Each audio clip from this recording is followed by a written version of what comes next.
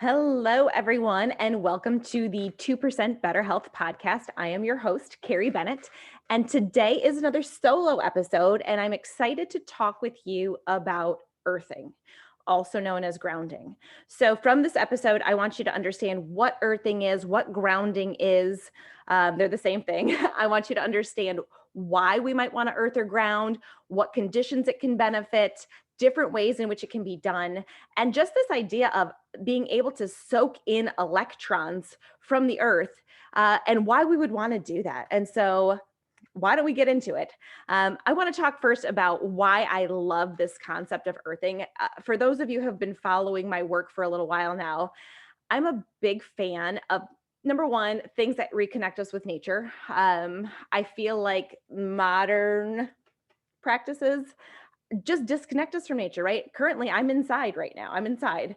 And so that just right there has disconnected me from nature. And so, is there a point of being out in nature? I harp a lot on sunlight. And so, obviously, I think that there's a really big lighting component as to why we need to reconnect with nature. But I also think there is a huge grounding component as to why we need to reconnect with nature. And so, what does that even mean? What is grounding? Oh gosh, well, grounding just as a very basic way of looking at it is being barefoot on the surface of the earth. So that means barefoot on the grass, barefoot on sand, barefoot in a stream, barefoot even on concrete. Concrete actually is, you can ground on concrete too. And so why would we want to do this and what benefit does this serve us? Being the Earth's surface is full of electrons. So remember, electrons have this negative charge, and the human body wants to be negatively charged. I'm not necessarily a huge fan of this concept of saying the words positive and negative because I think it gets a weird connotation. It's like, wait, I want to be negative. I thought I want to be positive. We're not talking about your mood. We're not talking about your personality. We're talking about a biophysically, when we're looking at the atomic makeup of the body, we want the body, to be more negatively charged.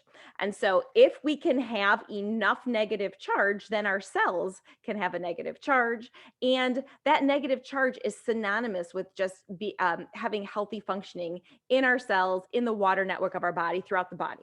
So if we can just kind of hold that to be true, the human body wants to be negatively charged, then it would make sense for me to say, okay, well, things that I can then do to build this negative charge would be things that would be supportive of my health.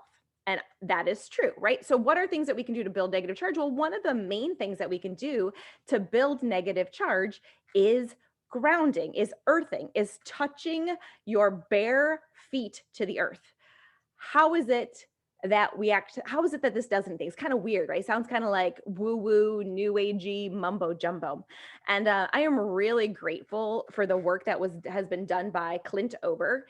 And also Dr. James Oshman is another individual who I've gotten a lot of information about earthing and its benefits and how we do it and why we do it. And they run the earthinginstitute.net. Tons of research published there if you're interested in taking a deeper dive into this topic. Lots of really great podcasts too. Also, Clint Ober wrote Earthing, and James Oshman was a contributor to that. The book called Earthing. There's an Earthing documentary. There's a lot of research and work out there behind this topic of earthing. And so basically what it means is you stand barefoot on the planet. And when you stand barefoot, you soak electrons up through your feet into your body instantaneously. That being said, there is a certain guidance in terms of the amount of time you want to spend earthing potentially, but we'll go into that in a little bit of detail later.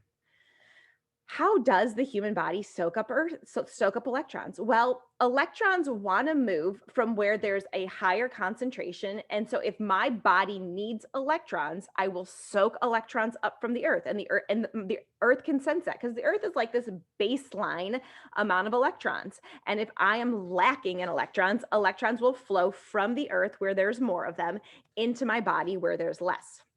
So how and where? Having studied massage therapy, been a massage therapist, gone to massage therapy school, there was a key point on the bottom of the foot that we would hold. It was called kidney 1. And let me see if I can put my bare foot up here. For those of you who are watching on YouTube, I'm going to lift my foot up. Don't mind me, right? But you got this point right here where the ball of my foot meets my arch. Right in this little groove right here is called kidney 1.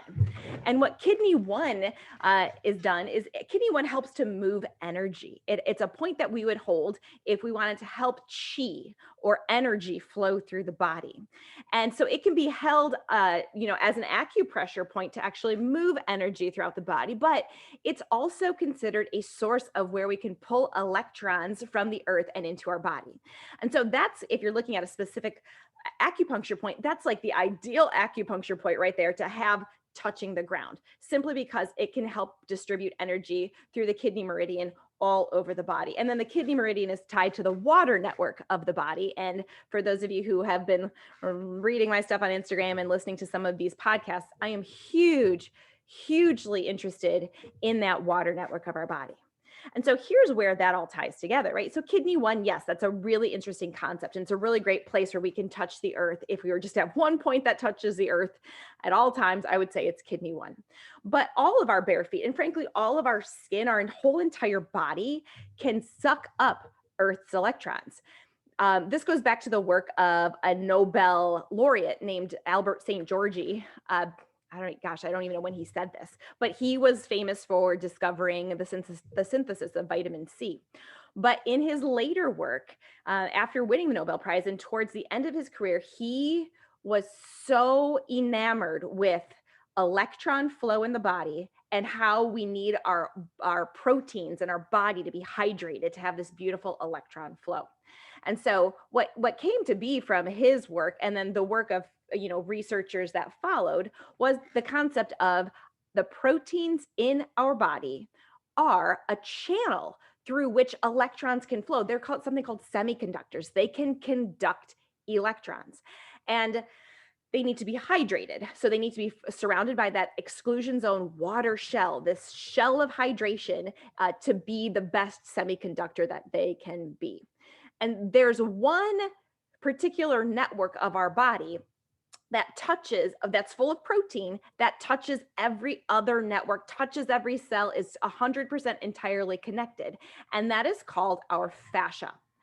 And so fascia is like, picture, this might be gross, so I really apologize, but fascia is what is connective tissue, right? So if ever you've cut in a chicken breast and there's like this thin film that comes, if you're trying to separate the chicken breast, that thin, like sheer, translucent tissue, that's fascia. That's one form of fascia. And so the fascia is like this band of connective tissue that literally wraps around every single component of my body. And then for a while there, so that fascia connects everything. Literally, it connects everything to everything. And that fascia penetrates around the cells as something called my extracellular matrix. It goes into my cells through a transmembrane protein, a protein that penetrates the cell membrane called integrins. And then inside of the cell, it becomes something called the cytoskeleton. So a bunch of like crisscrossing bands of what was originally just thought to be a support network, but now we know it's so much more. So hence the name skeleton. Cyto just means cell. So like the cellular skeleton, but it's actually so much more than that. And then into the nucleus, there's these transmembrane proteins also that allow this connective tissue to penetrate into the nucleus of the cell, where it becomes something that's called the nuclear matrix. And literally it touches every piece of DNA. So everything is connected with this mesh web of connective tissue. Every cell, inside and out, all of it's connected, and it's all surrounded by water. So this is a protein. It can be called fascia, it can be called collagen, it can be called your connective tissue. It's all the same thing. But this protein loves to be hydrated in water, or covered in this hydration shell of water, which we now know, because it's a hydrophilic surface, it's this form of water called exclusion zone water. And we now know that this exclusion zone water plus this connective tissue network tied together becomes this beautiful conduit through which electrons can flow everywhere. And so why would we want electrons to flow everywhere? Like, what's the point of that? It's becoming more and more apparent that these electrons can be It can act as antioxidants in the body. So, what's an antioxidant? Well, an antioxidant is something that can be produced by our body that calms inflammation. So, I guess we need to start with what's inflammation, like what causes inflammation. As a natural byproduct of metabolism, my cells, mainly my mitochondria that live in my cells, they make something called reactive oxygen species. And that's okay. We actually want a certain amount of reactive oxygen species. However, reactive oxygen species, those are oxidants. So reactive oxygen, they're oxidants, they oxidize. Anything that oxidizes, I want you to think of it as almost like creating this internal rusting that's happening inside of the cells. And a certain amount of rusting we can repair. But what happens over time with excessive rust, you just get excessive damage.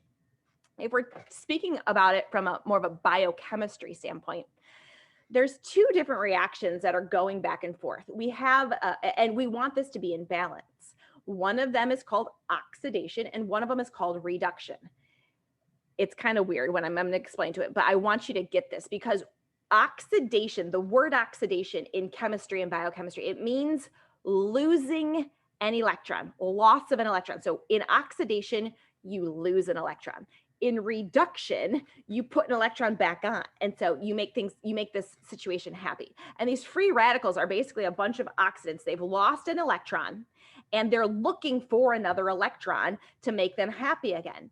And if they don't care where they find that electron. So these oxidants, if these free radical oxidants, if they encounter something that will help stabilize them again, a cell membrane, another protein, other molecules inside of the cell. They don't care what.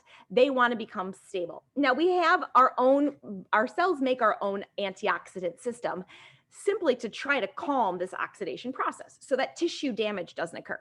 So in an ideal cell, we're making energy, the process of making energy, that ATP, energy is in quotes because I argue that, but I'm not going to go into detail here. So that ATP is made in the mitochondria, water is made in the mitochondria. And as an electron bounces along the electron transport chain in the process of making water and ATP, occasionally reactive oxygen species are made. Cool though, because our own built-in antioxidant system will kick on. And so we've got enzymes, superoxide dismutase, catalase. These are just enzymes that will then take these lost electrons, these reactive oxygen species, capture them and make them calm again. So they're not going to create damage. However, lots of things can damage this mitochondrial pathway of energy production, or we could be exposing ourselves to things that will cause our immune system to create more oxidation, more reactive oxygen species inside of us, more inflammation. And so then we get this vicious cycle. We get a really big production of oxidizing agents. So that would be these reactive oxygen species. And we don't have our mitochondria able to calm them with their own natural antioxidant production. And so then this oxidized free radical will interact with things and create damage. So it will bump into the mitochondrial membrane and it'll create damage. It'll get outside of the cell. It'll be outside of the mitochondria. It'll be inside the cytosol of the cell, the inside of the cell interior, and it'll bump into the cell membrane of the cell and it'll create damage. It'll create this destruction that I want you to think of as synonymous with rusting or just damage. And then these damaged cell membranes need more repair, and then it depletes our antioxidant system even more. And so we get into this vicious cycle of creating bigger and bigger amounts of tissue damage from this free radical production that our cells, our mitochondria can't keep up with our own endogenous or self-produced supply of antioxidants. Okay, great. So then we hear, right, oh, well, we should consume antioxidants, right? We have to consume foods rich in antioxidants. That might be true, right? There is something probably to be said about consuming foods that have some antioxidant capacity. But I actually think that falls lower on the list as another thing that we can use as an antioxidant that I'm going to go into. One thing I want to highlight before that is if, that there was a study that was done, and I did highlight this on an Instagram post, right? But there was a study that was done that gave smokers, who we know smokers produce a larger amount of free radicals, these reactive oxygen species, these things that are oxidizing that need antioxidants. So smokers make more oxidizing agents. These free radicals will create more damage. This damage needs to be quenched. It needs to be calmed with antioxidants, or else it's a vicious cycle. And so this study gave these smokers, looked at these smokers and said, okay, smokers create more oxidizing agents, these free radicals. These free radicals need to be calmed. So let's supplement smokers with a lot of beta carotene, or, you can also look at it as like a vitamin E, vitamin C. There's certain nutrients that we know help with this antioxidant process. So they supplemented them with a lot of these antioxidants, with the assumption that this group that was divided, of these smokers divided up, one group received a lot of antioxidants in supplemental form, the other group didn't. And following them through the course of this study, the researchers were like, pause, time out, wait a second, we got to stop this study. And it's not because we want to give the group of smokers that wasn't receiving the antioxidants, we want to give them those antioxidants. No, they stopped the study because they recognized that the group of smokers that was receiving antioxidants actually had higher rates of death. Not what they expected. So there's something to be said that it's like, wait a second, okay, I thought that calming the inflammation, calming the damage, calming the reactive oxygen species was a good thing. Well, it is, right? We want everything to be in balance, but maybe supplementing with high doses of antioxidants is not the best way to go about it. So is there a better way for us to calm free radical production, or balance it, right? It's about balance. We don't want to get rid of it completely. We want it to be in balance. And I was reading a lot of research showing that grounding or earthing can actually act as an antioxidant, because if we've got electrons want to exist in pairs, when electrons are paired up, they're happy. When they're by themselves, that's when they can start to create damage. So let's say we're in a process where our body is inflamed. What would be an example of our body being inflamed? Well, arthritis or rheumatoid arthritis, or any sort of degenerative condition where we get tissue damaged. Also, inflammation can happen in the gut as a precursor to so many other different conditions. So basically, any diagnosed Western disease has a form of inflammation in it.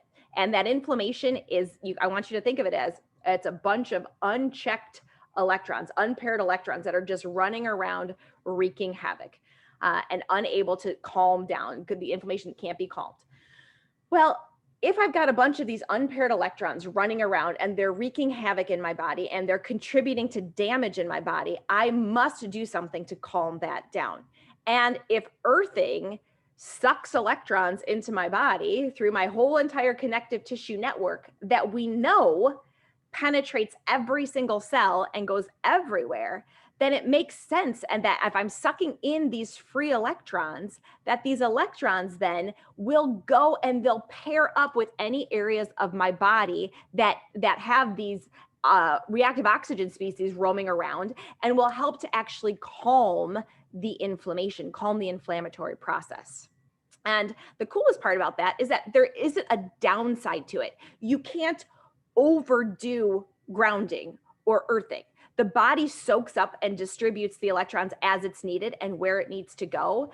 And then once you reach this equilibrium point or this homeostasis, your body's not going to like all of a sudden create oxidants or free radicals from Earth's electrons. So it's like, in my opinion, the ultimate antioxidant. Think about nature. Think about how we, the general human population lived 1,000 years ago. We were in continuous contact with the earth, either with bare feet or through animal skinned shoes boots, sandals, those sorts of things that also were able to conduct Earth's electrons. So we can conduct through those sorts of tissues or through those sorts of materials.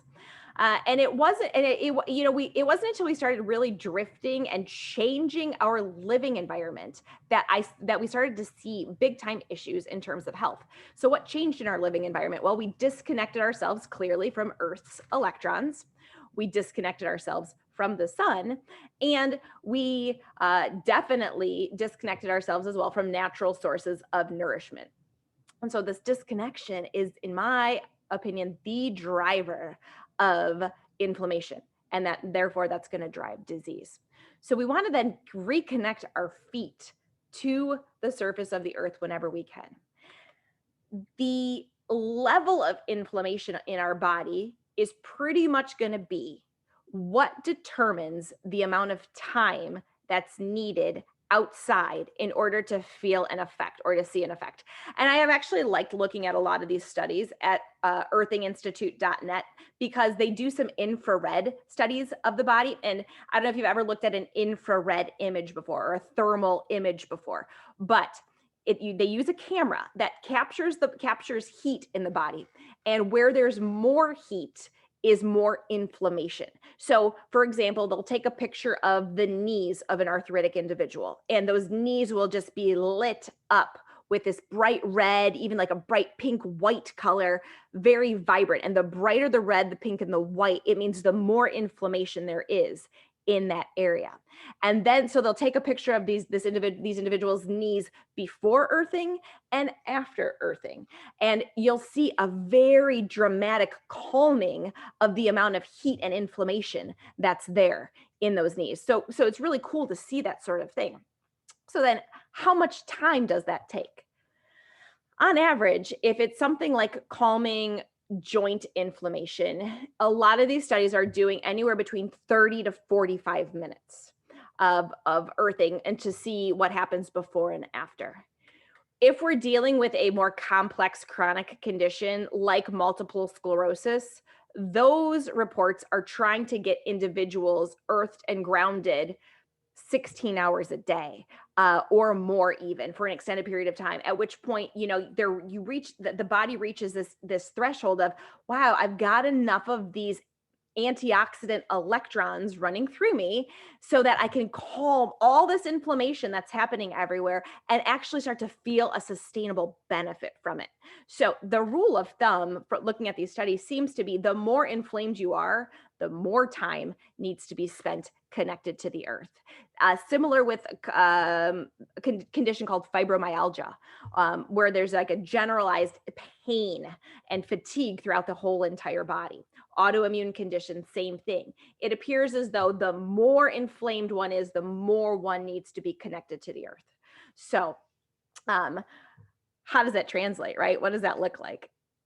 Before I go into that, so I will give some suggestions, because I've been practicing earthing and grounding a ton, using both, just my feet on the bare earth, but also some of this earthing pad technology, earthing shoes, that sort of a thing. So I do want to share that with you. But I want to talk about the number of conditions that I've seen being impacted in a beneficial way from earthing. From things as simple as really improving the quality of one's sleep, to impact for conditions that I never thought would benefit from earthing, like tinnitus, which is ringing in the ears. So the Earthing Institute also literally lists, I think it's like 100 different conditions that have been shown to be anecdotally, case study benefited from changing the amount of time that one is in contact with the earth with bare feet. One that think is really beneficial to the general population that I'd like to talk about is the impact of earthing on blood flow. And the impact of earthing then, if it impacts blood flow, it has the potential to impact blood pressure. And so I do have a lot of clients who have been kind of playing around with natural ways in which they can improve blood flow, blood pressure. Also, I found it very fascinating that there's some really good evidence showing that earthing can help with AFib, or this heartbeat irregularities. And so why would that be? Fascinating. I don't know if any of you have ever looked at your blood under like a live microscope, right? So where I live, I traveled to a place in Shipshewana where these Amish doctors would, you can prick your finger, put a drop of blood on a microscope slide, that then they will take that microscope slide it under the microscope, and then you'll see a projection of what your live blood literally looks like. And so it was fascinating, right? And I've seen a lot of pictures then of live blood and what live blood looks like, both before grounding and after grounding.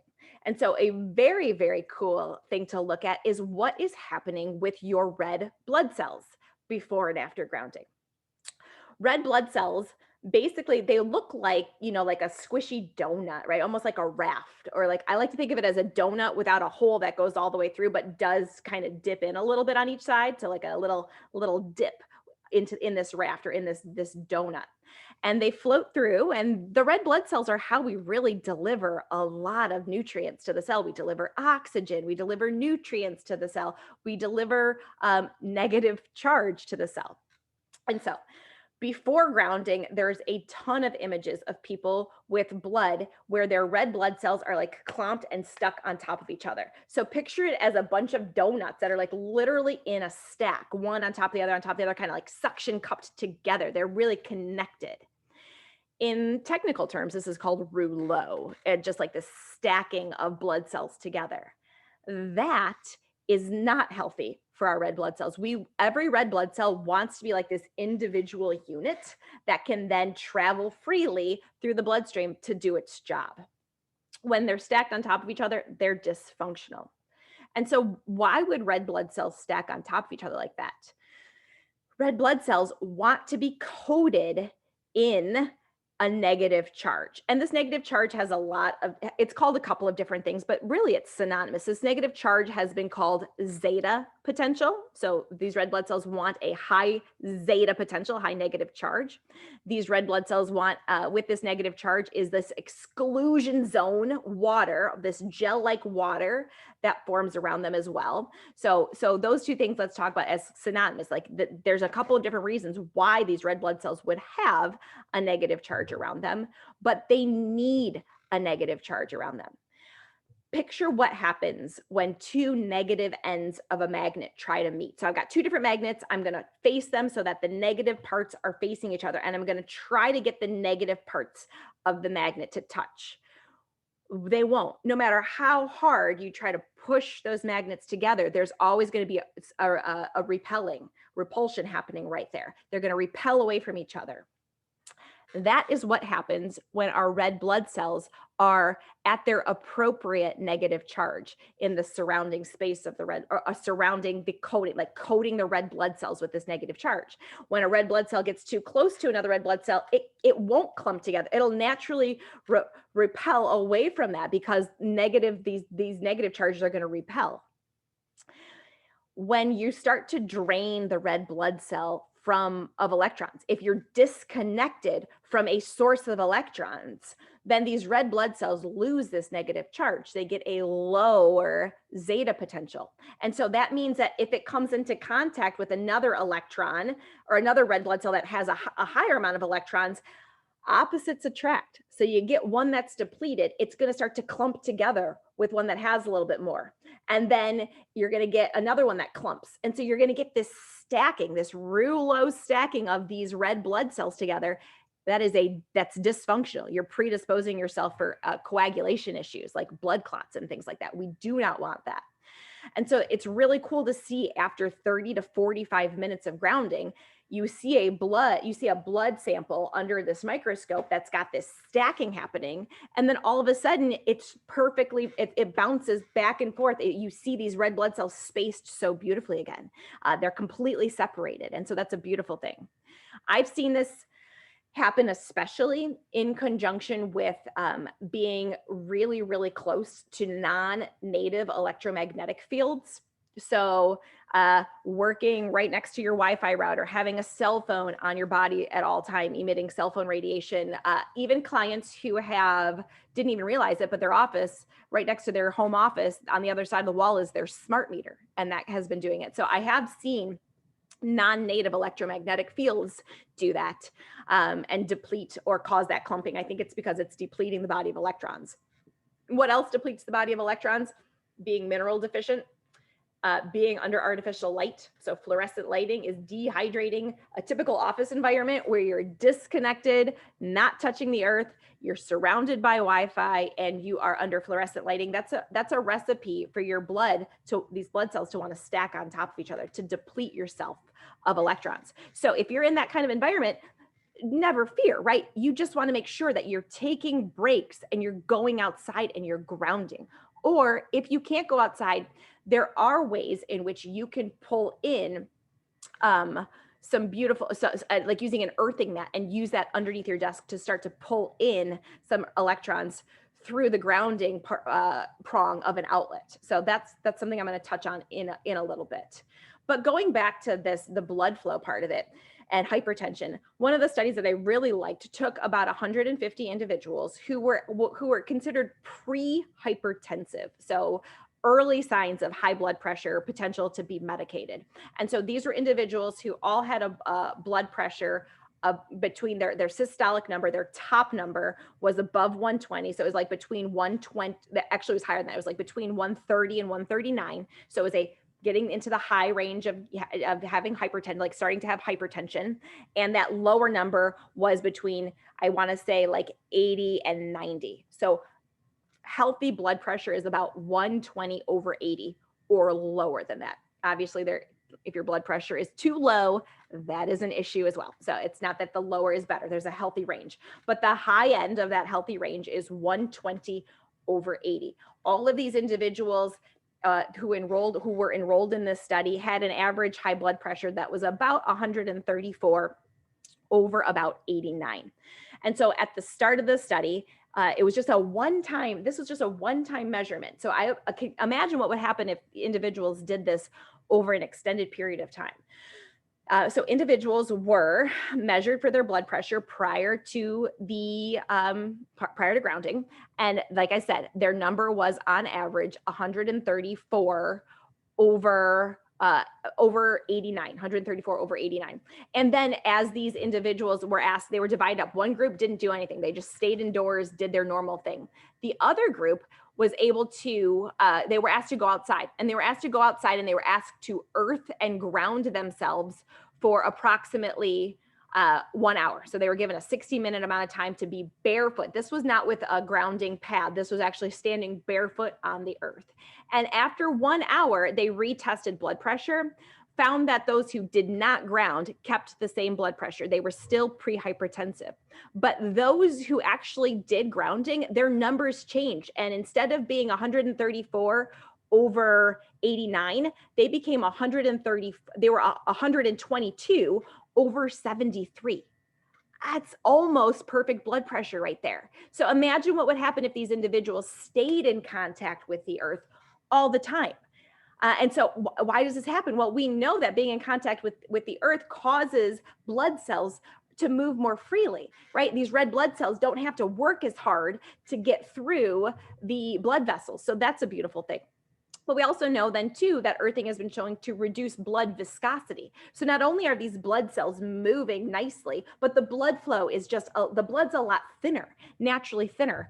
So instead of like a sludgy blood flow like ketchup, but not really like ketchup, but right, like something that's thicker, after grounding, you get blood that is thinner. So more like red wine, right? More like wine, red wine as opposed to ketchup.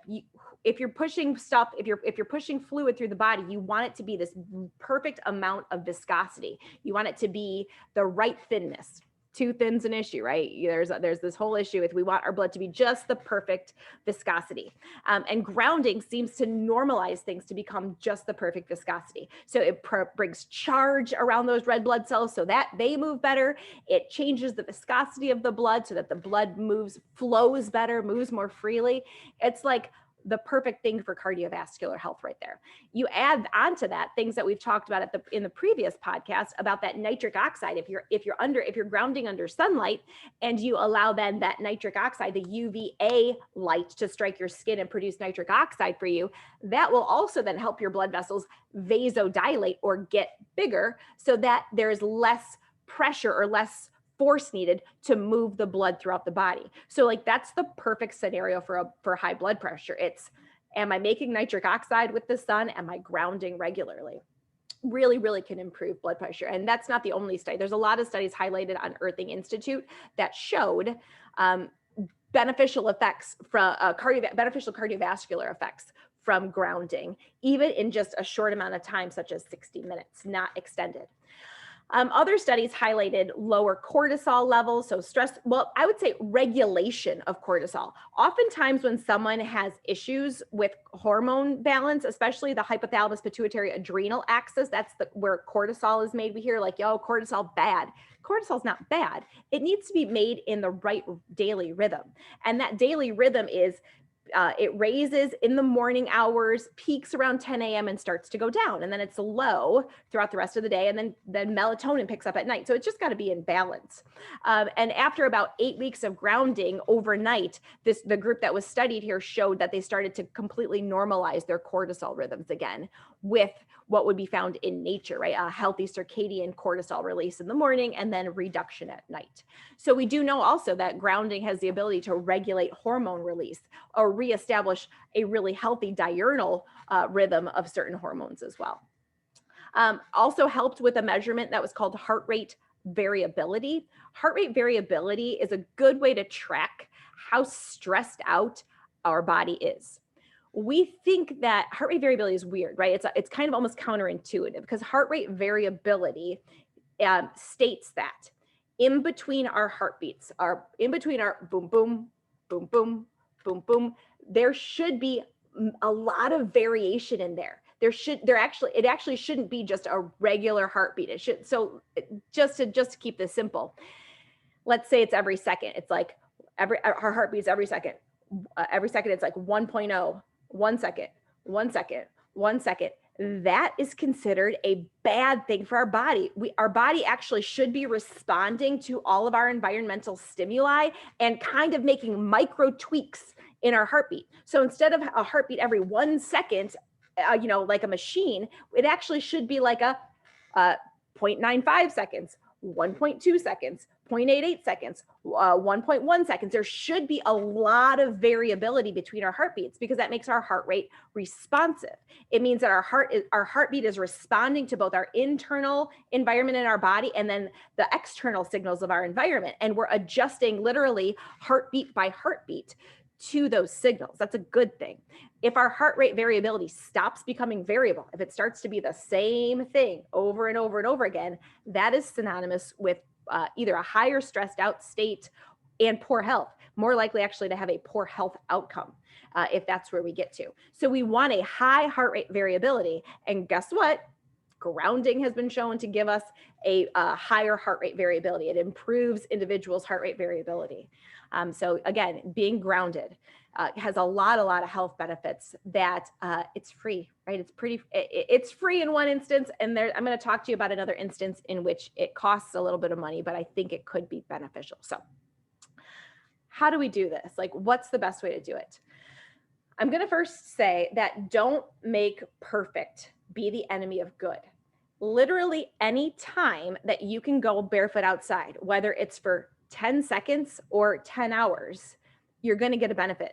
That 10 seconds, the flow of electrons into the body is instantaneous. It's not like it takes, always takes 40 minutes to soak these electrons up. No, you will literally, if your body is electron deficient, you will literally start to soak them up immediately. So anytime you can touch the ground barefoot, whether it's concrete, grass, sand, dirt, you name it, anytime you can touch the earth barefoot, asphalt, probably not so much, wooden decks, wood will insulate. So if you're on a wooden surface, try to go directly onto the earth and you'll start to conduct the electrons. In an ideal situation, you're in an area that there's morning dew on the grass. Water helps to conduct those electrons. So you stand with bare feet on that wet, dewy grass, and you are really starting to soak up those electrons and rebalancing out what you might have lost sleeping as an indoor creature disconnected from the earth. So it's a really good way to start your day off and say, okay, perhaps I'm electron deficient from sleeping inside, not being grounded. Let me soak them up and reestablish some sort of electron balance in my body. Number one. So you can, anytime you can stand outside barefoot, that's great. If you hate standing outside barefoot, lay down a natural cloth sheet. So something that's 100% cotton, wet it a little bit. That natural fibers, especially if they're a little bit wet, will still conduct electrons through. So lay down on a slightly wet cotton sheet, or just put your feet down on a wet cotton pillowcase, and then sit down and read a book out there. I mean, that's another great way to just conduct, right? Make sure you're in. Anytime you can move your lifestyle outside. So instead of balancing your checkbook, do people do that these days? I do. I have a client who balances her checkbook, so I do know this happens. So if she's listening, instead of balancing the checkbook at the kitchen counter, balance the checkbook outside, grounded. Instead of even, I hate to say this, right, but instead of watching Netflix or whatever you're watching, even this YouTube video, hey, if you're listening to this on YouTube or on Anchor or Spotify, take it outside. So maybe you just want to sit around for a little while and chill and listen to this podcast. That's great. I obviously love it. Everyone who's listening to my podcast, I love that. Thank you. But sit outside, even if it's just for 5 minutes of this podcast, you're going to get an electron rebalancing happening. That's going to go. I want to add another thing onto that though. We're surrounded by these non-native electromagnetic fields, Wi-Fi, cell phone radiation, power lines. What else? Oh, just the electrical currents that run through our walls, smart meters. We got a lot of non-native electromagnetic fields. Non-native just means they haven't been with us. They're created, right? They're created. They're not ones that have been made by nature over billions of years. And so we actually know that when we're grounded, when we're barefoot on the earth, or when we're grounded, we're less negatively impacted by these non-native electromagnetic fields. So I'm going to argue that you are much healthier if you are holding your cell phone. I don't have my cell phone nearby, right? I don't have it by me, but you're much better off, much healthier if you're holding that cell phone using a Wi-Fi or a cellular signal, right? And you're watching that blue lit screen, although please turn that blue light down. That's a whole nother topic. Make that screen as red as you can and as dim as you can, but you're way better off using that technology that's emitting radiation and receiving radiation if you are barefoot and grounded and you're outside. Hands down, that technology is going to be healthier for you than if you're inside disconnected under artificial light. So just something to think about, being able to say that, okay, I can't always get away from my technology. I can't always put it down, but I can be a smarter user of it for sure, by far. So barefoot on the ground, or touch any part of your skin, any part of your bare skin will conduct electrons. So bare hands, bare feet, lay naked on the beach. I don't care, whatever works best for you. Do what's best for you, what's easiest and best for your body. I have made a shift recently from on my walks. I started walking with grounding shoes that are grounded. And I've tried a lot of different types of shoes like this over the years, from moccasins to different brands to like grounding straps. And I've actually found that the one that I prefer the most is from a company called Harmony 783.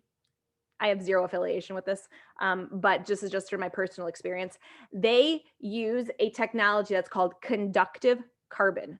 And so it's basically just a carbon sole on the shoe, but it's carbon that conducts the Earth's electrons. So I'll stick a bare foot into these shoes, and as I'm walking, whether I'm doing a walk on sidewalk or whether I'm walking in a park on the grass, I'm soaking up Earth's electrons as I go. So there is conductive footwear. So it's carbon conductive technology. And the only brand that I've tried that I really know of is called Harmony 783. And so if that's something that you want to do as well, go ahead, give that a try. Any place in which you feel like you can soak up more electrons, I think it's a beneficial thing. I do also have just 100% leather, really worn leather shoes that I got from Etsy, leather sandals that I really like, that also will do the trick. But they're so worn and kind of ratty that they're not always the best thing to wear when I'm out all the time. What else are technologies? Well, so there's the company. So Clint Ober's company, who I do believe he is really the vetted expert in this area here. his company that he created was called Ultimate Longevity. And I've purchased their earthing mat. It's their universal earthing mat. And I really like that as well. I'll have it under my desk when I'm at the desk doing work. I will bring it up and I'll sleep on top of it, and I'll use it for grounding when I'm sleeping. I will when I'm working with clients, and so I do still do some personal training work, right? And so when I'm more on the floor doing floor-based stuff, that earthing mat becomes my mat that I just sit on and I demonstrate my exercises on. And so when I'm inside, if I do not have the chance to actually touch Earth's electrons physically directly, I will pull in those electrons and use them on this. It's a soft, flexible, conductive carbon mat from Ultimate Longevity. Though I really love that company too, because not only does it come with the earthing book free of charge for every purchase, it's a great book, fascinating, really good stuff in there, but they also come with an outlet tester, because in some older homes, it may look like your outlets are grounded, but they're not actually grounded. So technically an outlet that has 3 prongs, right? That bottom prong, there's 2 on the top, 1 on the bottom. That bottom prong should be grounded, which means it's literally connected to the earth, so that stray electricity can not get trapped in your walls and can instead pass directly into the earth to be discharged. We had a flood in our basement, last fall, and everything had to get ripped up. And I remember the electricians coming in and being like, all your outlets are grounded except this light switch right here is not grounded. And he's like, look, see how hot it feels? He's like, that's a fire waiting to happen. And that's because if electrons build up and can't get discharged from the house, that's a fire hazard. And so you want to make sure that if you're going to plug your grounding mat into an outlet, it is an outlet that's actually grounded and can suck in the electrons in the same way that it can take stray electrons and energy that we don't want flowing through our wires and take them back out into the earth. So they've got this little tester that's used that can be plugged in, and you can just test your outlet to see, yes, it's grounded, no, it's not. And if it's a grounded outlet, you plug in the plug into this pad, make sure the pad's connected with the little clip. There's like a little clip that you would connect it, and then you use that mat however you want. You can sit on it, you can stand on it, you can have it underneath your feet. Like I said, you can do exercise on it. That could be your exercise mat. There was a study that I saw on earthing.net that was fascinating, because it had participants use an earthing mat as their yoga mat for yoga, and showed health improvements from doing that. So I don't think that there's a wrong way to use an earthing mat as long as you are plugging it into a grounded outlet. I'm always the fan of do it naturally whenever possible, but because I question the ability of technology to replicate truly what's happening when we touch our bare skin to the surface of the earth. I'm a fan that I really do truly believe that that's the best way to go about these things. But that being said, enough research has been published using alternative grounding practices, such as these grounding mats, showing a benefit, that I've become comfortable with at least this type of technology found at Ultimate Longevity, where they've actually done a lot of the research, or they just are really strong in terms of staying up on the research, that their products will actually do what they say that they're going to do, which is bring the beneficial electrons in so that we can soak them up through this grounding mat. Okay, that might be all I have to say about grounding or earthing. If anyone has any questions on this, please let me know. But again, this is just another 2% stack. If you just tell yourself, I'm going to keep my shoes off, and anytime I have a chance, I'm going to touch the ground barefoot, that's an instantaneous moment every single time that your body has, if it's deficient in electrons, to soak those electrons into your body. The end result could be lower inflammation. It could be better blood flow. It could be a better sleep quality. It could affect a whole host of things. And earthing.net has a whole ton of studies in case you're interested. But just know, we are meant to be connected to the earth at all times. And it's only been within the past 100, 150 years that we've really disconnected ourselves. And it's to the detriment of our health. So throw a 2% in there. Stand barefoot whenever you can. If you're dealing with a challenge, an inflammatory health condition, stand barefoot more, sit barefoot more, be grounded using that grounded mat. see if it makes a difference. Something that's pretty fundamental, I think, to health and only enhances then other strategies that I recommend, such as circadian rhythm optimization and that sort of a thing, to affect the overall foundation of our health, optimization of our health. So I hope that you learned something today that you want to pick up and try. Thanks for listening, and I'll talk to you next time. So have a great day.